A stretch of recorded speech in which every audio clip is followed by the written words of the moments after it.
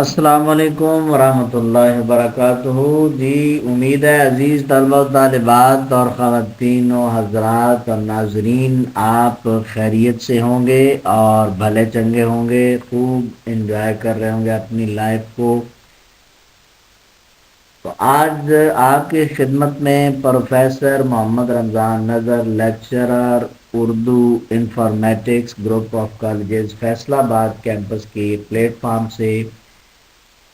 हम 11वीं जमात का निसाब उर्दू का हम पढ़ रहे हैं और सरमाया उर्दू में शामिल निसाब गज़ल शायर मोमिन खां मोमिन की गज़ल नंबर 2 लेक्चर नंबर 4 आपकी खिदमत में लेकर हाज़िर हुआ हूँ। और हम ये इंशाअल्लाह आज इस गज़ल का इख्तिताम करेंगे इस लेक्चर में। तो लिहाजा आप लोग वीडियो को आखिर तक सुनिएगा और नोट्स अपने तैयार कीजिएगा, इंशाअल्लाह ज़रूर फ़ायदा होगा। जी, तो तलबा व तालिबात लेक्चर का आगाज़ करते हैं। जी, शेर नंबर 4 है जी इस गज़ल नंबर 2 का, शेर नंबर 4। पिछले लेक्चर में हमने शेर नंबर 3 तक मुकम्मल किया था लेक्चर। आज शेर नंबर 4 से आगाज़ करेंगे। बेजार जान से जो ना होते तो मांगते, शाहिद शिकायतों पे तेरी मुद्दई से हम। शायर का नाम मोमिन खां मोमिन है। मुश्किल अल्फाज देखिएगा। बेजार, उकताए हुए, तंग आए हुए, जान से अपने आप से, मांगते तलब करते, शाहिद गवाह, शिकायतों पर रकीब की तरफ से जो शिकायतें हैं उसके जवाब में, यानी रकीब की तरफ से शिकायतों के जवाब में, और जो रकीब ने कान भरे हैं महबूब के उन शिकायतों पर जो है अब आशिक जो है वो भी गवाह तलब करता, लेकिन वो अपनी जान से बेजार है। मुद्दई दावा करने वाला यानी रकीब।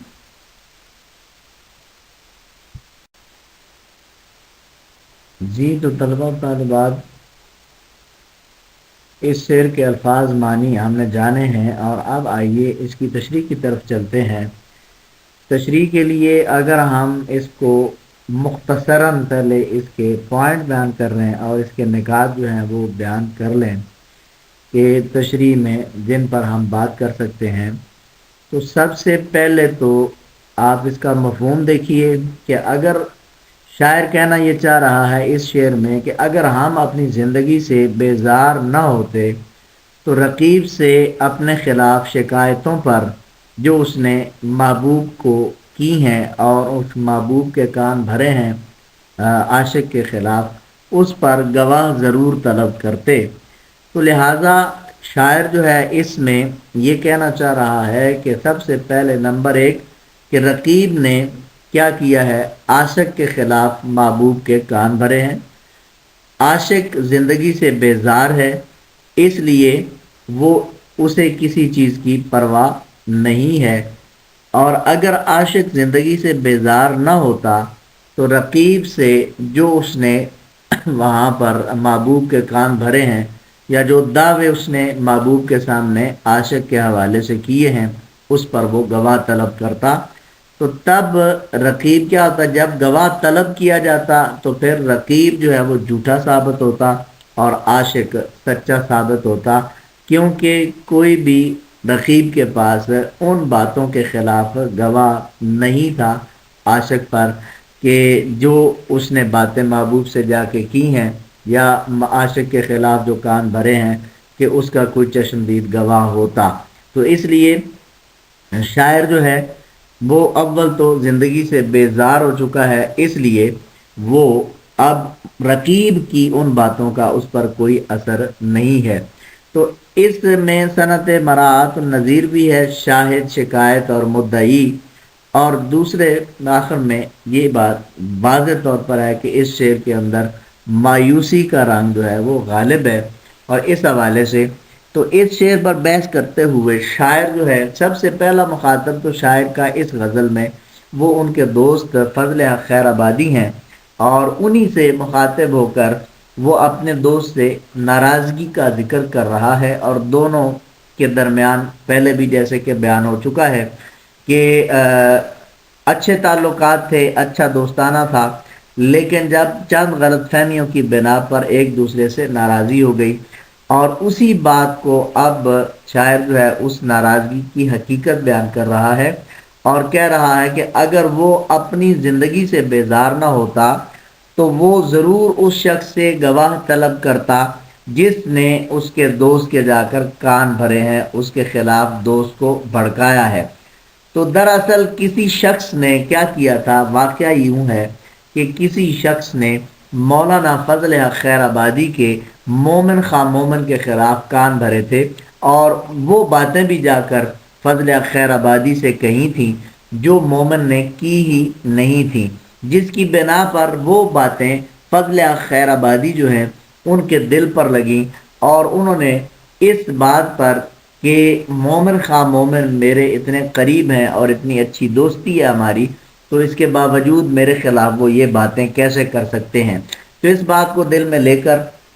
انہوں نے ان سے قطع کلامی کر لی، اور یہ سارے معاملات جو ہیں اس بات کا، یہ جو غلط فہمی تھی اور غلط باتیں بتائی گئی تھیں، یہ ایسی باتیں تھیں مومن نے ان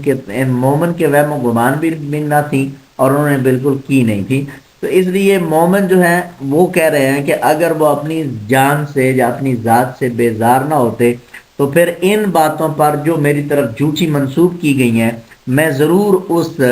دعوے دار سے گواہ طلب کرتا جس نے میرے دوست کے سامنے جا کر یہ دعویٰ کیا ہے کہ یہ باتیں میں نے کی ہیں، تو پھر یہ ہوتا کہ وہ شخص جو ہے وہ جھوٹا ثابت ہوتا اور اس دعوے پر، اور میں سچا ثابت ہو جاتا، اور اپنی طرف سے باتیں گھڑ کر اس نے جو دوستوں کے درمیان دشمنی پیدا کی ہے اس میں وہ سراسر غلط ثابت ہو جاتا۔ اس لیے کیوں میں اب گواہ اس لیے طلب نہیں کر رہا کہ میں تو دوست کی بے اعتنائی اور اس پر جو ہے زندگی سے ویسے ہی بیزار ہوں، مایوس ہو چکا ہوں، اس لیے اسے اس بات کی، اب شاعر کو یا عاشق کو اس بات کی غرض نہیں ہے کہ کوئی اس کے بارے میں کیا کہتا ہے، اس لیے یہ باتیں تو جو مشہور کر رہا ہے وہ کرتا رہے، اسے کوئی پرواہ نہیں ہے، کیونکہ غالب کے ہاں اگر اس مضمون کو دیکھا جائے تو وہ کچھ اس طرح سے ایسی بات کرتے ہیں کہ جب توقع ہی اٹھ گئی غالب کیوں کسی کا گلہ کرے کوئی، تو گویا کہ اب مومن کو کی بھی توقع اٹھ گئی ہے اور دنیا سے اور بھروسہ اٹھ گیا، اس لیے اب وہ گلے شکوے میں پڑنا ہی نہیں چاہتا، اور وہ خود بیزار ہو چکا ہے، لہذا اب اسے لوگوں کی اور رقیبوں کی اور دوسرے لوگوں کی باتوں کی پرواہ نہیں ہے۔ تو اس کو اگر اس شعر کو روایتی انداز میں دیکھا جائے تو اس میں عاشق جو ہے وہ محبوب کی بے وفائی اور بے رخی اور ستم گری کا تذکرہ کر رہا ہے، اور اس شعر میں جو عشق میں اصل نقصان جو ہے وہ رقیب نے پہنچاتا ہے عاشق کو، کیونکہ وہ ایسی باتیں بھی جو ہے وہ جا کر محبوب کو بتاتا ہے جو عاشق نے کی ہی نہیں ہوتی، اور عاشق کو سراسر وہ بدنام کرنے کے لیے محبوب کے کان بھرتا رہتا ہے۔ تو محبوب نے، اب عاشق کا دعویٰ یہ ہے کہ وہ کہتا ہے کہ محبوب نے مجھ سے جو دعویٰ کیا ہے، محبوب نے مجھ سے جو ناطہ اور تعلق توڑا ہے، اس کی وجہ صرف اور صرف جو ہے وہ کیا ہے، وہ رقیب کی باتوں پر کان دھرنا ہے۔ تو یوں وہ بے بس ہے اور بے بسی کی تصویر بن کر رہ گیا ہے، اور وہ سمجھتا ہے کہ اس کی بدقسمتی تھی کہ محبوب رقیب کی باتوں کو اہمیت دیتا رہا ہے، اور رقیب نے ان کے کان جو ہے محبوب کے خوب بھرے ہیں، اور محبوب نے مجھ سے قطع تعلق ہی کر لی ہے۔ تو اس لیے رقیب کی بجائے یہاں پر مدعی کا لفظ استعمال کیا ہے، جس کا لفظی معنی تو دعویٰ کرنے کے ہیں، لیکن یہاں پر جو ہے وہ مومن نے شکایت لگانے والا مراد لیا ہے، اور یہاں پر یعنی اس نے جا کر عاشق کی شکایت لگائی ہے محبوب کو، تو لہٰذا اردو کے شعری روایت کے کا عکس جو ہے وہ بھی اس میں نظر آ رہا ہے اس شعر میں، کہ محبوب تو ہمیشہ دوسروں کی باتوں میں آ کر عاشق پر جور و جفا کرتا ہے، اس سے بے اعتنا اور بے نیازی برتتا ہے، تو اس لیے محبوب کی بے رخی دیکھ کر عاشق جو ہے ضرور سوچتا ہے کہ رقیب نے نہ جانے کون کون سے الزامات لگائے ہیں۔ اس حوالے سے محبوب کے دل میں کہیں نہ کہیں جو ہے وہ کہ اس کے بارے میں بدگمانی بیٹھ گئی ہے، اور شاعر یہ کہنا چاہ رہا ہے کہ مدعی کی وجہ سے میرا اور تعلق جو ہے وہ محبوب سے ٹوٹ تو گیا ہے، اگرچہ یہ تعلق پہلے بھی کمزور سا تھا لیکن اب تو بالکل ہی ختم ہو چکا ہے، اور محبوب کے دل میں کہیں بھی اس کے لیے کوئی نرم گوشہ موجود نہیں ہے، مگر اب درمیانی لوگ جو ہیں انہوں نے کیا کیا ہے، اسے بالکل بدظن کر دیا ہے، اور یہ عالم ہے اب اس کا شاعر کا کہ اگر یہ کہا جائے کہ شاعر اپنی زندگی سے بیزار ہو چکا ہے اس قدر کہ تنگ آ چکے ہیں کشمکش زندگی سے ہم، ٹھکرا نہ دیں جہاں کو کہیں بے دلی سے ہم۔ تو ساحر لدھیانوی جو ہے وہ کہتے ہیں ان کی عکاسی جو ہے وہ بھی مومن کے ہاں جو مضمون بیان ہو رہا ہے انہوں نے بھی وہی مضمون بیان کیا ہے۔ تو لہٰذا اردو شعری روایت کے اندر رقیب بہت اہم کردار ہے، اور یہ وہ کردار ہے جس پر محبوب ہمیشہ مہربان رہتا ہے، اور رقیب بھی محبوب کے قریب رہنے کے لیے اسے اپنے سچے ہونے کا یقین دلاتا رہتا ہے۔ اس کے لیے وہ اکثر دوسروں کے بارے میں غلط باتیں بتا کر اور ان پر الزام تراشیاں کر کے محبوب کو ان سے بدظن بھی کرتا ہے تاکہ محبوب اس کے بارے میں ہمیشہ اچھا ہی سوچتا رہے۔ تو لہٰذا روایتی شاعری کے اندر یہاں کے لحاظ کے اسی جتن اور اسی سلسلے کو یہاں پر بھی جو ہے وہ دیکھا جا سکتا ہے کہ مومن کے ہاں بھی یہاں بھی رقیب محبوب کے پاس پہنچ چکا ہے اور اسے غلط مشورے دے کر عاشق سے بدظن کر چکا ہے۔ تو اس صورتحال میں عاشق کے پاس اور کوئی چارہ نہیں ہے، وہ سمجھ نہیں پا رہا کہ وہ اپنے لیے اس مسئلے کا حل جو ہے وہ کیسے نکالے، یا اپنے اس مسئلے کا حل کس کو جو ہے وہ کس سے دریافت کرے، یا کیسے اس کا حل نکل سکتا ہے، کس سے انصاف کی توقع رکھے۔ تو اس لیے شاعر زندگی سے جو ہے وہ بیزار ہے اور روٹھ گیا ہے، اور وہ مطلب کہہ رہا ہے کہ گویا کہ جگر مرادہ بادی کی زبان میں اسے یوں کہہ لیجیے کہ وہ جو روٹھیں یوں منانا چاہیے، زندگی سے روٹھ جانا چاہیے۔ تو گویا کہ شاعر بھی جو ہے وہ مومن خواہ مومن بھی جو ہے وہ زندگی سے بیزار ہو چکے ہیں، اور وہ اس طرح سے اظہار کر رہے ہیں کہ بیزار جان سے جو نہ ہوتے تو مانگتے، شاہد شکایتوں پہ تیری مدعی سے ہم۔ لیجئے طلبہ اس کی وضاحت کے بعد آپ کی اسکرین پہ اس کے حوالہ جاتی اشعار جو ہیں وہ نظر آ رہے ہیں۔ پہلا شعر غالب کا ہے، اور غالب کہتے ہیں جب توقع ہی اٹھ گئی غالب، کیوں کسی کا گلہ کرے کوئی۔ اور یہ بھی شعر آپ پہلے بھی گزر چکا ہے لیکچرز میں، ظلم سہتے ہیں کچھ نہیں کہتے، اہل دل بے زبان ہوتے ہیں۔ اور پھر جو موضوع مومن بیان کر رہے ہیں، تنگ آ چکے ہیں کشمکش زندگی سے ہم، ٹھکرا نہ دیں جہاں کو کہیں بے دلی سے ہم۔ تو یہ ساحر لدھیانوی ان کا شعر ہے، وہ جو روٹھیں تو یوں منانا چاہیے، زندگی سے روٹھ جانا چاہیے، جگر مراد آبادی کا اظہار خیال ہے۔ تو یہ آپ اس کو نوٹ کر لیں، اور اس حوالے سے آپ یہ اس شعر کی تیاری کر سکتے ہیں۔ لیجیے طلبہ اب چلتے ہیں جی ہم اپنے اگلے شعر کی جانب۔ تو اگلا شعر آپ کی اسکرین پہ نظر آ رہا ہے، شعر نمبر 5۔ بے روئے مثل ابر نہ نکلا غبار دل، کہتے تھے ان کو برق تبسم ہنسی سے ہم۔ شاعر کا نام مومن خان مومن ہے، اور اس کے مشکل الفاظ دیکھیے جی۔ بے روئے اس سے مراد بغیر روئے، یا روئے بغیر، یا روئے بنا، مثل ابر بادل کی طرح، غبار دل دل کا غبار، دل کا بوجھ، دل کی گرد، دل کی کیفیت کا ہلکا ہونا یا نکلنا، ان کو اس سے مراد محبوب اور یا فضل خیر آبادی جو مومن خواہ مومن کے دوست ہیں، اور برق تبسم مسکراہٹ کی بجلی، یہ بجلی جیسا اثر رکھنے والی مسکراہٹ آپ کہہ سکتے ہیں، ہنسی سے، مذاق سے، ہم مراد عاشق یا مومن خواہ مومن کی اپنی ذات۔ یہ شعر نمبر 5 کے مشکل الفاظ کے معنی جاننے کے بعد اس کا مفہوم سمجھ لیجیے۔ گویا کہ شاعر جو ہے وہ یہ کہہ رہا ہے کہ ہم مذاق میں تمہاری ہنسی کو برق تبسم کہتے تھے، یعنی تمہاری مسکراہٹ بجلی جیسا اثر رکھتی تھی، لیکن ہمیں کیا خبر تھی کہ یہ بجلی ہم ہی پر آن گرے گی اور ہمارے دل کا غبار جو ہے وہ پھر روئے بغیر نہیں نکلے گا۔ تو عزیز طلبہ و طالبات، اس شعر کی وضاحت کرتے ہوئے ہم ان چند جو ہے وہ نکات کے حوالے سے بات کر سکتے ہیں کہ نمبر 1، ہنسی اور دل لگی میں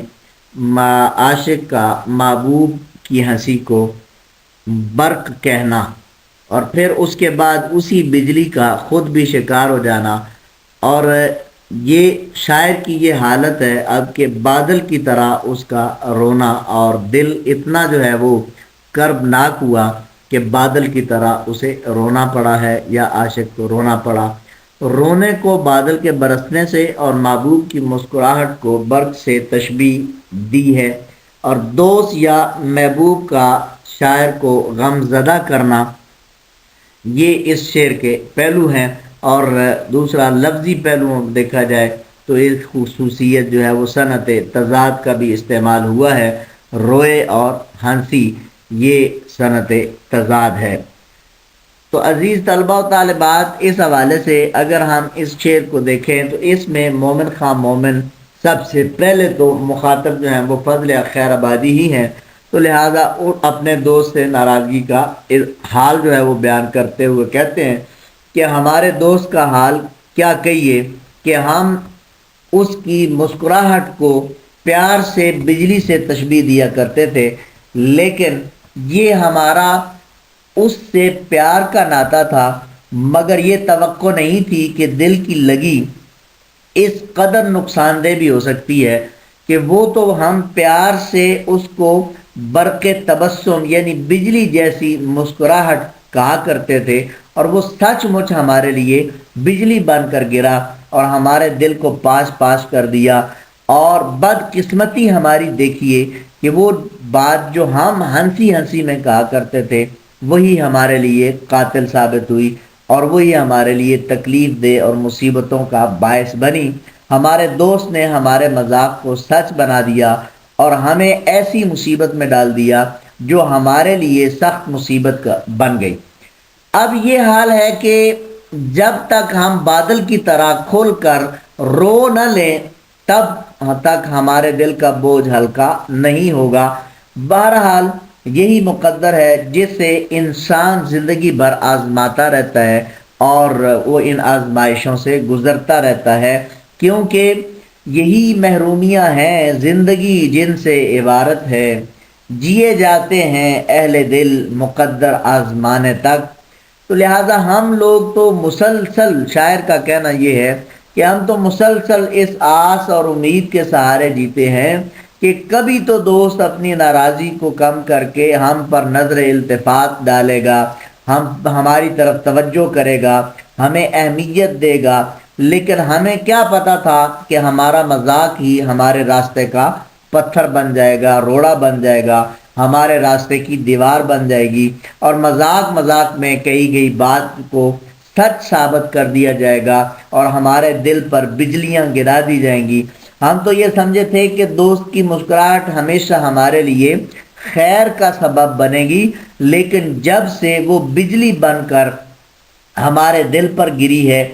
زمانے بھر کے غم جو ہے اس کے سامنے کم لگنے لگے ہیں، کیونکہ دوست سے یہ توقع نہیں تھی کہ وہ ذرا سی بات پر اس قدر برہم ہو جائے گا یا سیخ پا ہو جائے گا کہ ہم کیا کریں، پھر ہمیں یہ کہنا پڑ جائے گا کہ زمانے بھر کے غم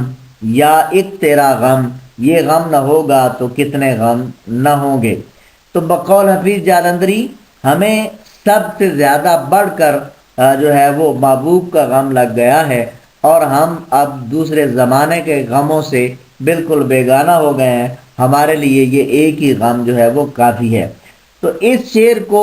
اگر روایتی انداز میں دیکھا جائے تو پہلے تو دوست کی بات چل رہی ہے، اور روایتی انداز میں بھی عاشق جو ہے وہ محبوب کی وہی بے وفائی اور بے رخی اور اس کی ستم ظریفیوں کا تذکرہ کرتا ہے، جفاکاریوں کا تذکرہ کرتا ہے، اور اس شعر کے اندر کہ محبوب کی مسکراہٹ کو جو ہے وہ عاشق بڑے پیار سے برق سے تشبیہ دیا کرتا تھا، لیکن اسے کیا خبر تھی کہ وہی مسکراہٹ وہ اس کے لیے بجلی بن جائے گی اور اس کے نشیمن کو جلا کر خاک کر دے گی، یا اس کے دل کے لیے یا زندگی کے لیے جو ہے وہ اذیت مصیبت اور ملامت بن کر بلاؤں کا گھر بن جائے گی۔ دراصل شاعر اس شعر میں عشق میں پیش آنے والی مصیبتوں اور تکلیفوں کا تذکرہ کر رہا ہے۔ جب تک کہ وہ اس راستے کا مسافر نہیں بنا تھا اسے کسی چیز کی پرواہ نہیں تھی، لیکن جب سے محبوب کی مسکراہٹ نے اسے گھائل کر دیا ہے، اب اس کے لیے زندگی مصیبت اور تکلیفوں کے سوا اور کچھ نہیں ہے، لیکن وہ اس میں بھی کیا ہے، چلا جا رہا ہے اس راستے پر، اس کے باوجود اسے کسی پل چین نہیں پڑتا، لیکن پھر بھی وہ عشق کا اسیر ہے اور اسی وادی کا جو ہے وہ اسی کی طرف اسی وادی کی طرف اس کا مسافر بنا ہوا ہے۔ اس کا ہر لمحہ تڑپ اور بے قراری میں گزرتا ہے، اور وہ بے قراری اور بے چینی جو ہے اس میں تڑپتا بھی ہے لیکن پھر بھی محبوب کی طرف لپکتا ہے۔ تو یہ عالم ہے کہ دل ہر وقت بوجھ کی طرح دبا ہوا ہے، جیسے جس اس دل سے بوجھ اتارنے کے لیے جو ہے وہ روتا بھی ہے، زار و زار روتا ہے، بادل کی طرح اس کے آنسو ٹپکتے ہیں، اور اس کیفیت کو جو ہے وہ یہ کہا جا سکتا ہے کیونکہ یہ عشق ہے، عشق آسان نہیں ہوتا۔ اور جگر مراد آبادی نے کیا خوب جو ہے وہ کہا ہے کہ یہ عشق نہیں آسان، اتنا ہی سمجھ لیجئے، ایک آگ کا دریا ہے اور ڈوب کے جانا ہے۔ تو یہ شعر جو ہے اس کا پہلا مصرع جو ہے وہ بالکل غلط العام مشہور ہے کہ یہ عشق نہیں آسان، بس اتنا سمجھ لیجئے۔ تو یہ اصل میں اتنا ہی سمجھ لیجئے ہے اس پہلے فقرے میں۔ تو یہ عزیز طلبہ و طالبات پانچواں شعر جو آپ نے دیکھا، اور اس کے لیے جو ہے آپ اس کو سمجھ سکتے ہیں۔ امید ہے آپ کو یہ میرا کہا ہوا بیان کیا ہوا خوب جو ہے وہ فائدہ دے گا اور آپ اس شعر کو بہتر طریقے سے سمجھ پائیں گے۔ اس کے حوالہ جاتی اشعار جو ہیں وہ آپ کی اسکرین پہ آ چکے ہیں، آپ یہ نوٹ فرما سکتے ہیں، اور یہی حوالہ جاتی اشعار میں نے اس کی وضاحت کرتے ہوئے درمیان میں آپ کو سنائے بھی ہیں۔ یہ محرومیاں ہیں زندگی جن سے عبارت ہے، جیے جاتے ہیں اہل دل مقدر آزمانے تک، زمانے بھر کے غم یا ایک تیرا غم، زمانے بھر کے غم یا ایک تیرا غم، یہ غم نہ ہوگا تو کتنے غم نہ ہوں گے، یہ عشق نہیں آسان اتنا ہی سمجھ لیجئے، ایک آگ کا دریا ہے اور ڈوب کے جانا ہے۔ اب ہم چلتے ہیں جی اپنے اگلے شعر کی جانب۔ اگلا شعر دیکھیے جی، شعر نمبر 6 ہے اس غزل کا، اور اس میں کچھ اپنے جنوں کا تذکرہ کرتے ہوئے مومن کہہ رہے ہیں کہ کیا گل کھلے گا دیکھیے، ہے فصل گل تو دور، اور سوئے دشت بھاگتے ہیں کچھ ابھی سے ہم۔ تو گل پھول کو کہتے ہیں، اور گل کھلنا محاورہ ہے، اس کا مطلب ہے نتیجہ نکلنا اور انجام سامنے آنا۔ فصل گل پھولوں کا موسم یعنی بہار، اور سوئے دشت صحرا کی طرف، سوئے دشت صحرا کی طرف، تو گویا کہ اس حوالے سے آپ یہ آگے چل کے یہ آپ سمجھیں گے کہ گویا اس میں مومن خان مومن نے کس طرح سے اپنے جنوں کی وضاحت کی ہے۔ تو اس شعر کے الفاظ معنی دیکھنے کے بعد سیکھنے کے بعد اس کا مفہوم دیکھ لیں کہ موسم بہار آنے والا ہے، موسم بہار جو ہے اس کی آمد ہے، اور گویا کہ مومن خواہ مومن کو یہ خطرہ لاحق ہو چکا ہے کہ ابھی موسم بہار جو ہے اس میں آنے میں ابھی کچھ وقت باقی ہے، لیکن دیر ہے، لیکن ہم تو ابھی سے صحرا کی طرف چل نکلے ہیں۔ خدا جانے ہمارے اس جنوں کا نتیجہ کیا نکلے گا، ہماری اس دیوانگی کا انجام کیا ہوگا۔ تو اس میں بچوں شاعر یہ کہنا چاہ رہا ہے کہ شاعر کی پریشانی ہے کہ بہار تو ابھی دور ہے، لیکن اس کی دیوانگی جو ہے اسے صحرا کی طرف لیے جاتی ہے، اور وہ دیوانگی پر کیا ہے، ذرا خوف زدہ ہے کہ بہار سے پہلے ہی دیوانگی کا یہ عالم ہے، تو اس کا نتیجہ کیا نکلے گا اسے اللہ ہی بہتر جانتا ہے۔ تو لہذا اس میں صنعت ایراد المثل بھی ہے، گویا کہ گل کھلنا یہ محاورہ ہے، تو جہاں محاورے کا استعمال ہو اسے کہتے ہیں صنعت ایراد المثل۔ تو عزیز طلبہ و طالبات، اس میں شاعر جو ہے وہ بات کرتے ہوئے اپنی دیوانگی اور اپنے جنوں کی جو ہے وہ بات کر رہا ہے، اور کہتا ہے کہ بہار کی آمد سے پہلے ہی اب کے جنوں اتنا زیادہ ہو گیا ہے، یہ کیفیت عشق اتنی بڑھ گئی ہے کہ یہ جنوں ہمیں صحرا کی طرف جانے کا جو ہے جانے پر مجبور کر رہا ہے۔ تو شعری روایت کے اندر، اردو شعری روایت کے اندر،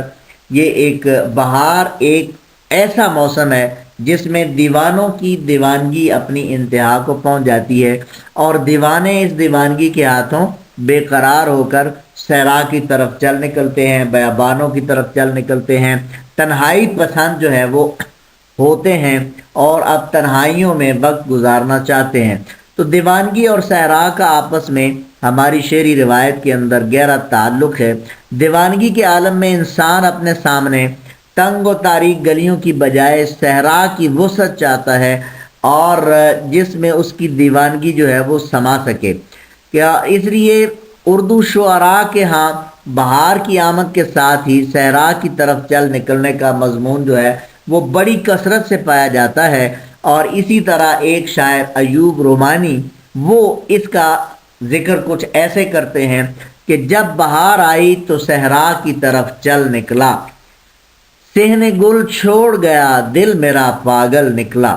تو اس لیے شاعر اس شعر میں مومن جو ہے وہ بھی موسم بہار اور دیوانگی کا تذکرہ کر رہا ہے، لیکن اس کی دیوانگی اس حد تک بڑھ چکی ہے کہ ابھی موسم بہار دور ہی ہے اور وہ صحرا کی طرف بھاگا جا رہا ہے، لیکن اس لیے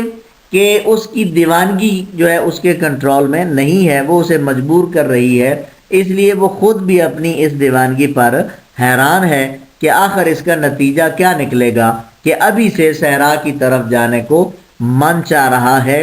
اور دوسری طرف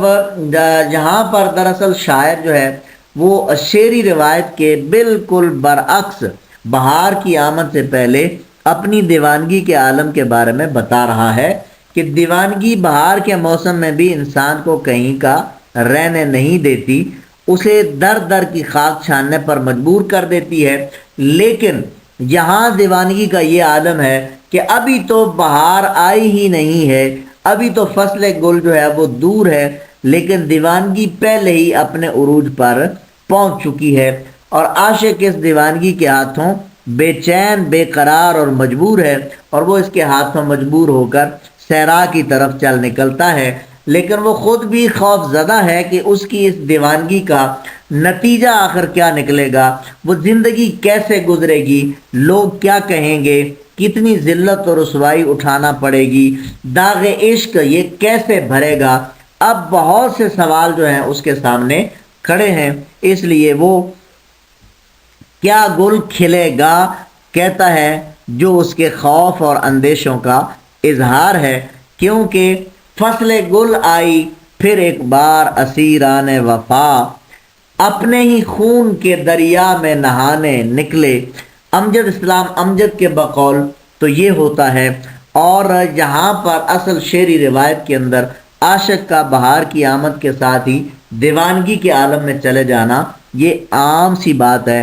اور شاعر کہتے ہیں کہ عاشق پر عشق کے جنون کی شدت بہاروں کے موسم میں کچھ زیادہ ہو جاتی ہے، لیکن جو کچھ اس پر بیت رہی ہے وہ سب سے جدا ہے، اس کی دیوانگی اب اس انتہا کو پہنچ چکی ہے کہ وہ موسم بہار کی بھی محتاج نہیں رہی ہے، کیونکہ موسم بہار کے ساتھ دیوانگی کو خاص کیا گیا ہے شعری روایت کے اندر۔ لیکن اب یہاں مومن کے ہاں یہ جنوں جو ہے وہ اب اس بہار کا محتاج بھی نہیں رہا، بلکہ اس کا اب خزاں ہو، بہار ہو، گرم ہو، موسم سرد ہو، جیسے بھی ہو، اس کی دیوانگی اور جنوں جو ہے وہ اب کسی موسم کا محتاج نہیں ہے۔ تو اصل میں شاعر بتانا یہ چاہتا ہے کہ اس کی دیوانگی اب لا علاج ہو چکی ہے، اب اس کا مرض اسے جس راہ پہ لے جا رہا ہے وہاں سے واپسی ممکن نہیں ہے۔ تو اس لیے اس آتش جو ہے وہ اس کی بڑی ترجمانی کرتے ہیں بہترین انداز میں کہ ہمیشہ میں نے گریباں کو چاک چاک کیا، کہ دیوانگی کا عالم یہ ہے کہ اب گریباں چاک ہوتا ہے اور رفو گر اسے رفو کرتے ہیں مگر کامیابی نہیں ہوتی۔ ادھر گریباں چاک ہوتا ہے، ادھر رفو گر رفو کرتے ہیں، پھر چاک ہوتا ہے، پھر رفو گر، تو یہی سلسلہ چل رہا ہے۔ آتش جو ہے اس جذبے کو ایسے بیان کر رہے ہیں کہ ہمیشہ میں نے گریباں کو چاک چاک کیا، تمام عمر رفو گر رہے رفو کرتے۔ تو عزیز طلبہ و طالبات، ہم نے یہ اس کی وضاحت جانی ہے تو یہ آپ کو انشاءاللہ مفید ہوگی، تو یہ اس سے ضرور استفادہ کریں۔ اور آپ کی سکرین پہ اس کے حوالہ جاتی اشعار دوبارہ جو میں نے شعر کے دوران وضاحت کے دوران پیش کیے ہیں وہ اب ایک سکرین پہ آپ کو نظر آ رہے ہوں گے۔ پہلا شعر: جب بہار آئی تو صحرا کی طرف چل نکلا، صحنے گل چھوڑ گیا دل میرا پاگل نکلا۔ فصل گل آئی پھر ایک بار اسیران وفا، اپنے ہی خون کے دریا میں نہانے نکلے۔ اور ہمیشہ میں نے گریباں کو چاک چاک کیا، تمام عمر رفو گر رہے رفو کرتے۔ جی عزیز طلبہ، اب ہم اس لیکچر کے آخری شعر کی طرف بڑھ رہے ہیں، اور یہ ہے اس غزل کا مقطع ہے جس میں مومن خواہ مومن اپنے جذبات کا اظہار کچھ یوں کر رہے ہیں کہ لے نام آرزو کا تو دل کو نکال لیں، مومن نہ ہوں جو ربط رکھیں بدعتی سے ہم۔ مومن خواہ مومن مقطع کے اندر ہمیشہ جو ہے وہ اپنے تخلص سے بڑا دل فریب سا مضمون جو ہے وہ پیدا کر لیتے ہیں، اور یہاں پر بھی انہوں نے یہی کیا ہے۔ اور اس میں پہلے اس کے مشکل الفاظ دیکھ لیں۔ آرزو، آرزو سے مراد یہاں پر فضل حق خیر آبادی ہے جو آرزو تخلص کرتے تھے، اور یہ غزل چونکہ اس کا پوری کا پس منظر یہی ہے کہ یہ انہوں نے اپنے اس دوست سے لڑائی کے حوالے سے اور وہ شکوے شکایتیں جو ان سے قطع کلامی ہونے کے بعد اور لا تعلقی ہونے کے بعد جو ہے انہوں نے یہ لکھی اور پھر ان کو بھیجی، تو لہٰذا یہاں پر آرزو فضل حق خیر آبادی ہیں جن کو مومن جو ہے وہ بدعتی کہہ رہے ہیں۔ دل کو نکال لیں، دل کو اپنے سینے سے باہر کر دیں، یعنی سینے سے دل نکال کر رکھ دیں۔ مومن تو یہ ذو معنی لفظ ہے، اور ایک معنی اس کا مومن بطور تخلص ہے، اور دوسرا وہ صاحب ایمان شخص ہے جو ایمان والا ہو، اسے مومن کہتے ہیں۔ تو یہاں پر بھی کچھ اس سے بڑا اچھا مضمون جو ہے وہ پیدا کیا ہے۔ ربط تعلق اور واسطے کو کہتے ہیں، بدعتی نئی بات بنانے والا یا دین کے اندر نئی بات نکالنے والا۔ تو یہ اس کے الفاظ معنی ہیں، اور اس سے ہم آگے چلتے ہیں جی اپنے آگے اس شعر کے نکات کی طرف، تشریحی نکات کی طرف۔ یہ چونکہ مقطع ہے اور مقطع ویسے تشریح میں پوچھا نہیں جاتا، اور یہاں پر لیکن ہم اس کو سمجھنے کے لیے اس پر بحث کرتے ہیں۔ تو عزیز طلبہ، مقطع کے اندر گویا کہ ہم نے الفاظ معنی جو ہیں وہ ہم نے جانے ہیں، اور مشکل الفاظ لغت ہم نے حل کر لی ہے۔ اس کا مفہوم اس لغت کو مد نظر رکھتے ہوئے یہ ہوگا کہ اگر میں آرزو کا یعنی فضل خیر آبادی کا نام بھی لوں تو دل کو سینے سے نکال کر پھینک دوں، کیونکہ کسی مومن کو بدعتی سے تعلق زیب نہیں دیتا۔ تو اس لیے شاعر جو ہے وہ کہنا یہ چاہ رہا ہے اس میں کہ شاعر کا اپنے دوست سے جو ہے اس میں جو چیز بیان ہو رہی ہے وہ اگر نکات کی صورت میں ہم بیان کریں تو ہم یہ کہہ سکتے ہیں کہ اس شعر کے اندر شاعر کا اپنے دوست سے ناراض ہونے کا تذکرہ ہے اور وہ اس کا نام بھی نہیں لینا چاہتا۔ اس حد تک ناراضگی بڑھ گئی ہے، دلوں میں کدورتیں آ گئی ہیں اور نفرت پیدا ہو گئی ہے کہ وہ اپنا نام بھی نہیں لینا چاہتا اور وہ اس کے اپنے محبوب کا نام بھی لینا نہیں چاہتا، اور مومن کے تخلص کی رعایت سے اس نے بدعتی کا لفظ استعمال کیا ہے اور خود کو مومن، جبکہ مولانا فضل خیر آبادی کو بدعتی کہا گیا ہے اس شعر میں۔ تو اس کے اندر جو دیکھیے، مومن اور آرزو دونوں یہ شعراء ہیں، ہماری اردو روایت کے شاعر ہیں، اور اردو شعری دنیا کے اندر غزل میں، اردو شعری روایت کے اندر ان کا نام ہے۔ دونوں کے اشعار میں قدرت نے بے پناہ دلچسپی کا سامان رکھ چھوڑا ہے، اور دونوں کی آپس کی لڑائی نے یہ وقت دکھایا کہ دونوں ایک دوسرے کے خلاف جو ہے وہ اشعار کہنے لگے، اور مومن نے آرزو سے جس وقت لڑائی کی تو اس وقت اس نے آرزو کے بارے میں یہ شعر درجہ بالا، یعنی یہ جو مقطع ہے یہ لکھا اور کہا، اور بعد میں پھر دوسرے مصرے میں اپنا تخلص بھی لگا دیا، اور اس تخلص سے کیا ہوا، یہ شعر ذو معنی ہو گیا۔ بدعتی اور مومن دونوں ایک دوسرے کے متضاد ہیں، اور اس لیے صنعت تضاد بھی اس میں پائی جا رہی ہے،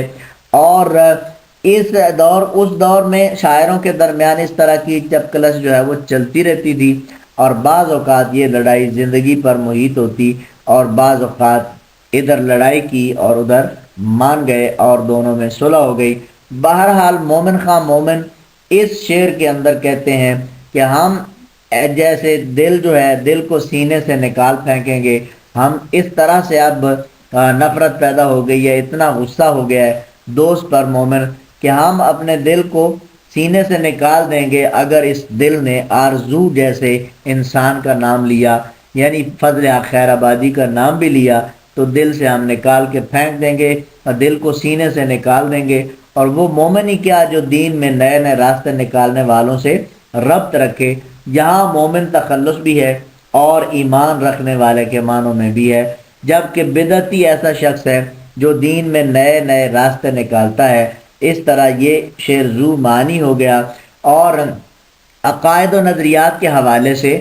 فضل خیر آبادی اور مومن میں کچھ نہ کچھ اس شعر کی روح سے پتہ چلتا ہے کہ نظریات کے اندر اختلاف ضرور تھا، اور انہی اختلاف کی بنا پر